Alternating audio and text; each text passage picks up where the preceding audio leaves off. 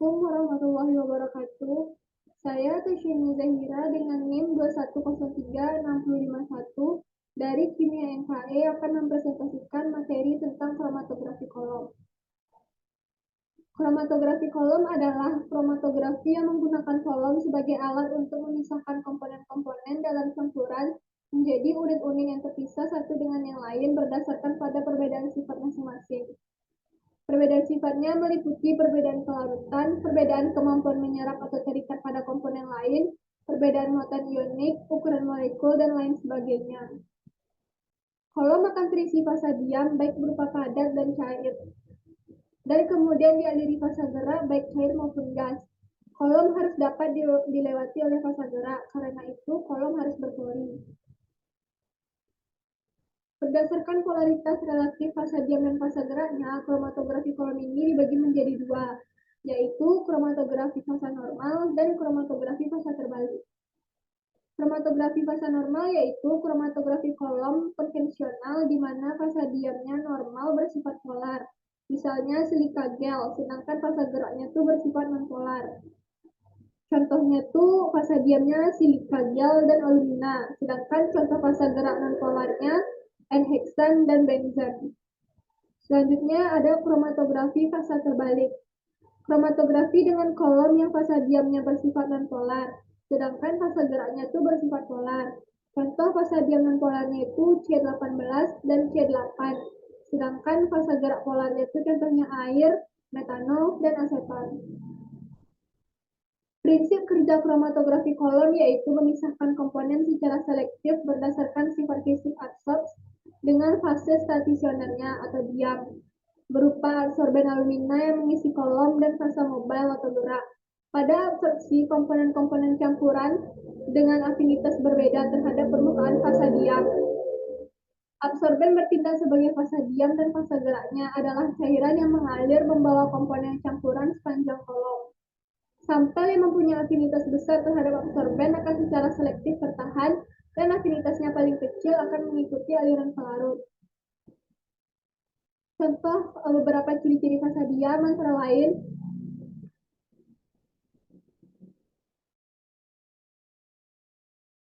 yang pertama tuh berupa absorben tidak boleh larut dalam fasa gerak. Yang kedua, ukuran partikel fasa diam harus seragam. Contohnya tuh aluminium, silika gel, arang, bauksit, magnesium karbonat, talk, pati, dan selulosa. Sedangkan fasa geraknya tuh dapat berupa pelarut tunggal atau campuran beberapa pelarut dengan komposisi tertentu. Pelarut dapat merupakan pelarut polar maupun pelarut non-polar.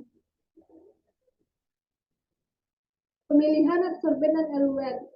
Pilih absorben yang memiliki kepolaran yang sama dengan sampel, sedangkan eluen pilih yang memiliki polaritas berlawanan. Eluen yang kurang polar akan menghasilkan pemisahan sempurna, namun lambat, sehingga volume eluen yang diperlukan lebih banyak dibandingkan dengan eluen yang lebih polar.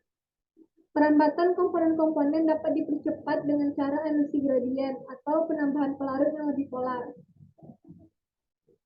Persyaratan absorben atau fasa diam. Yang pertama, tidak larut dalam pelarut yang digunakan. Yang kedua itu adalah inert atau tidak bereaksi dengan sampel. Yang ketiga, cukup aktif sehingga memungkinkan perambatan sampel atau absorben yang sudah digunakan, yaitu seperti silika gel, alumina, dan magnesium. Yang keempat adalah memungkinkan fasa gerak mengalir dengan baik. Yang kelima, tidak berwarna agar pemisahan dapat diamati. Berikut ini adalah beberapa jenis absorben pada kromatografi kolom. Yang mana jenis zatnya itu semakin ke bawah, maka jenis absorbennya itu semakin kuat atau semakin aktif. Selanjutnya adalah preparasi kolom dan fasa diam. Di sini terdapat kolom kromatografi yang digunakan pada kromatografi kolom. Yang pertama itu ada glass wool. Glass wool ini berfungsi untuk mencegah penyumbatan silika gel yang dimasukkan. Selanjutnya di atas glass wool ini diisi dengan pasir yang berfungsi untuk menjaga kerataan dari absorben. Lalu baru diisi dengan absorben atau fasa diam. Selanjutnya di atas absorben baru diisi lagi dengan pasir, dan di atas pasir baru diisi lagi dengan eluen. Absorben atau fasa diam ini terbagi lagi menjadi dua, ada metode basah dan ada metode kering. Yang pertama itu adalah metode basah. Maksudnya, terlebih dahulu memadukan eluen pada fase diam dan segera dimasukkan ke dalam kolom dengan hati-hati. Jangan sampai ada gelembung udara. Pipet senyawa organik pada atas fase diam dan masukkan pelan-pelan eluen ke dalam kolom. Selanjutnya ada metode kering. Metode kering ini maksudnya adalah fase diam yang kering diisi ke dalam kolom dengan fase gerak yang secara langsung dimasukkan ke dalam kolom hingga basah. Prinsip kromatografi kolom. Karena sampel terdiri dari atas beberapa senyawa, laju perambatan masing-masing senyawa bergantung kepada afinitas senyawa tersebut dalam fase diam.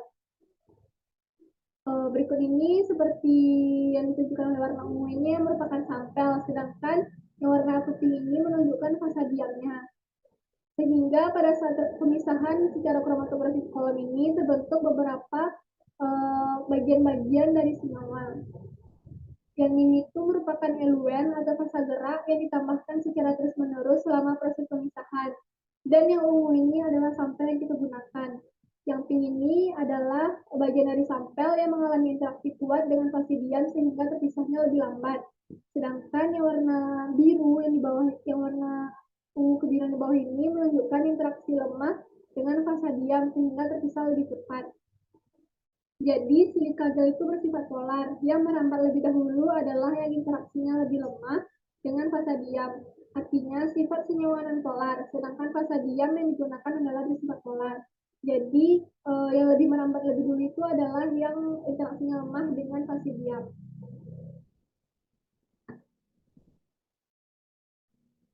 Berikut ini adalah animasi dari kromatografi kolom.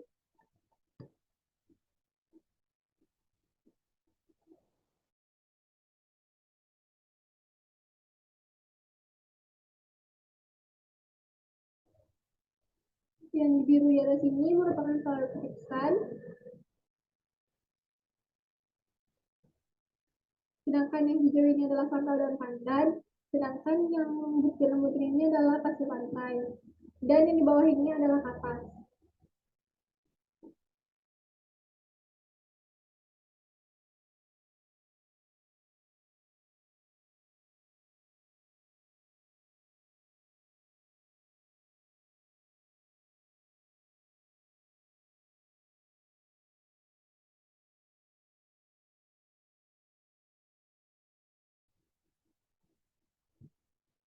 Prinsip kerjanya yaitu ke dalam kolom dimasukkan kapas, pasir pantai, dan sampel yang digunakan adalah sampel daun pandan.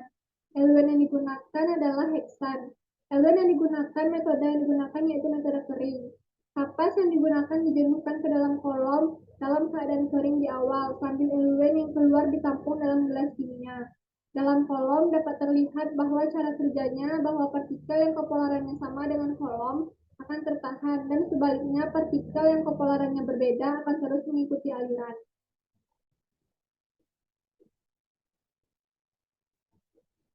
Kromatografi absorpsi. Pemisahan kromatografi kolom absorpsi didasarkan pada absorpsi komponen-komponen campuran dengan afinitas berbeda-beda terhadap permukaan fase diam. Kromatografi kolom absorpsi termasuk pada cara pemisahan cair padat. Substrat pada absorben bertindak sebagai fase diam yang sifatnya tidak larut dalam fase cair atau fase gerak. Padatan fase diam dapat berupa silika gel atau alumina yang memiliki luas permukaan yang relatif besar. Pemisahan tergantung pada kesetimbangan yang terbentuk pada bidang antarmuka di antara butiran-butiran absorben dan fase bergerak, serta kelarutan relatif komponen pada fase geraknya.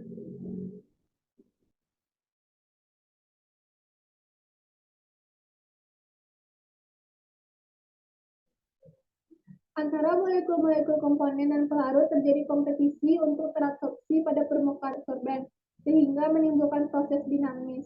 Keduanya secara bergantian tertahan beberapa saat di permukaan absorben dan masuk kembali pada fase gerak. Pada saat terabsorpsi, komponen dipaksa untuk berpindah oleh aliran fase bergerak yang ditambahkan secara kontinu.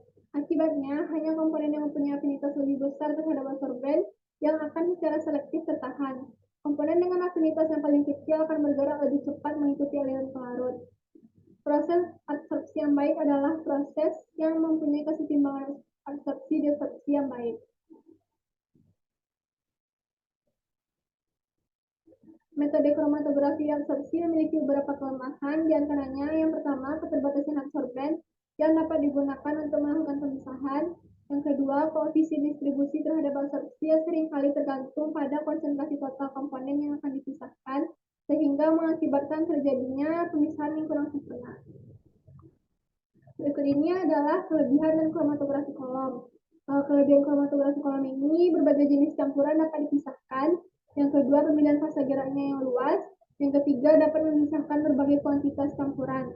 Sedangkan kekurangan kromatografi kolom yaitu fase gerak yang digunakan lebih banyak dan konsumsi waktu yang lama dalam pengerjaannya. Baiklah, sekian materi saya tentang kromatografi kolom. Apabila ada kesalahan, mohon dimaafkan. Assalamualaikum warahmatullahi wabarakatuh.